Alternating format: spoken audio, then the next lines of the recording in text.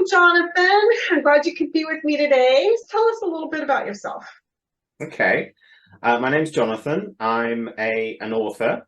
I've been a full-time author for about 2 years. Before that, I was in advertising for 30-something years. And I write action-adventure stories set in Tudor England. That's my sort of niche. Now, I've read a couple of your books, and everything is set in the Tudor era. What drew you to this particular era? I love the Tudor era. I read a book when I was probably a teenager called Legacy by Susan Kay, and it's the story of Elizabeth I, Elizabeth Tudor, pretty much from her birth through to her death, told very much, although it's a historical novel, and it's so engaging. I mean, I could just go back and reread that book anytime. So your first book that you wrote is the Witchfinder as well, and that's the one where you have the full trilogy already written. So what was your inspiration for this book? I used to drive into the City of London every day from the west. There's a bridge called the Hammersmith Flyover, and that particular bridge goes past lots of steel and glass, big brick buildings. But in amongst all of these, there's a church from the 17th century. And I used to, as I drove over every morning, I used to think, do you know, what it would be like if I was to walk into that church, into the peace and the calm and the quiet of that church. And then when I walked out again, to find instead of the flyover and going all the big buildings, everything, it was back to the 17th century. I just thought, wouldn't that be lovely? You know, no mobile phones and televisions and cars and, you know, aeroplanes and all of that stuff. None of that. It would be great. And then I thought, well, actually, do you know what? You'd be a complete fish out of water. You wouldn't know what to say. You would probably say the wrong thing very, very quickly. And of course, no one could understand you. Absolutely. You would not be talking the same, even though your English and their English is, you know, comes from the same root. You wouldn't be talking the same language. So I really just thought that makes a really interesting story. And then I thought, well, the 16th century, that was a time, certainly in the sort of the first 30 years, 40 years of the 16th century, was a time when if you were in any way, shape or form different, you were called a witch. So then I thought, well, okay, that's really difficult for my character because she would be completely on her own. She would have nobody who would want to take her side. So then I thought, well, maybe what I should do is go back to the Tudor period. Because the Tudor period, much more colourful, much more interesting, much more engaging, much richer and more diverse kind of society than just all those boring old Puritans, particularly because the Tudors, a lot of people didn't think witchcraft or witches was a problem. They thought they were healers.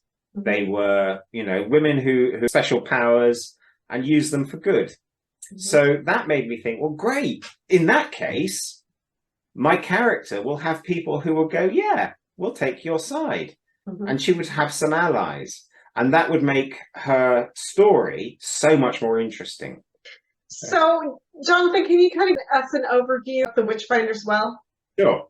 So imagine you're in a stately home in England, in the English countryside, and my main character is a girl called Justine, and she works as an events organizer in one of these stately homes.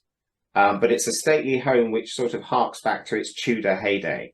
So everything about the house is set up to be a Tudor experience for the visitors, and I've set it in 2015.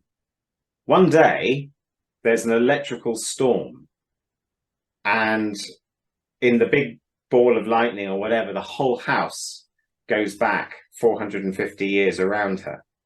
Wow. So when the door opens and the guy strides in, you know, sort of Tudor doublet and hose, he really is Tudor.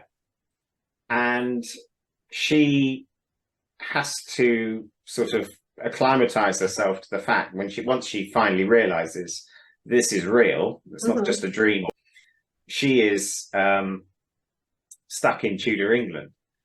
So then she does probably what we'd all do, and this goes back to what I was saying about, you know, going into that church and when you came out, you might say the wrong thing. She says the wrong thing to the wrong person, and she gets accused of being a witch. So now she's on the run from the Witchfinder, who's been called in, and the Witchfinder he's a small grey man, but I see him as the Terminator. He does not give up. Meanwhile, she's rather fallen for the Tudor guy who first walked in, who turns out to be the squire who owns owns the house. Mm-hmm. He's mid to late 20s. He's unmarried. He's, you know, a bit Errol Flynn, bit sort of, you know, good looking swashbuckling kind of guy. And she falls for him. But she happens to know that history says that this guy died on a certain day. Turns out that's tomorrow. So she only has one day to try and save him. But at the same time, she's got to try and stay one step ahead of the Witchfinder, who's determinedly on her trail. That's the basic premise of the plot. Well, you have another heroine, and this one was a page turner. It was Mary Fox. I read The Broken Sword. I loved it, and I was very disappointed that there was not a sequel, but I understand you have one coming out. Yeah. So Mary Fox is a different sort of heroine. And I said it was a spin-off. Mm-hmm. So when Justine is in the Tudor era stately home in the modern day, she finds a series of books about this heroine, Mary Fox, who has all sorts of adventures and is completely unusual in that she doesn't submit to the sort of, you know, the male dominance of the society, but she kits herself out as in boys' clothes, and she goes off and has adventures, and she fights with a sword. So I invented this series of books, literally as titles: The Broken Sword, The Tudor Prince, and I think it's The River of Blood, if I remember rightly. And those are my three books that are sitting as sort of an idea in The Witchfinder as well. And about 3 or 4 years ago, I thought, do you know what? I'm going to write those books. So I sat down, and Mary Fox came alive. She's quite straight-laced. She doesn't take any nonsense from anyone. Mm-hmm. She's not particularly romantic, but every now and then, you know, men sort of fall for her, and she has to deal with that. She just has great adventures. One piece of jeopardy after the next. She has to find a way out of it.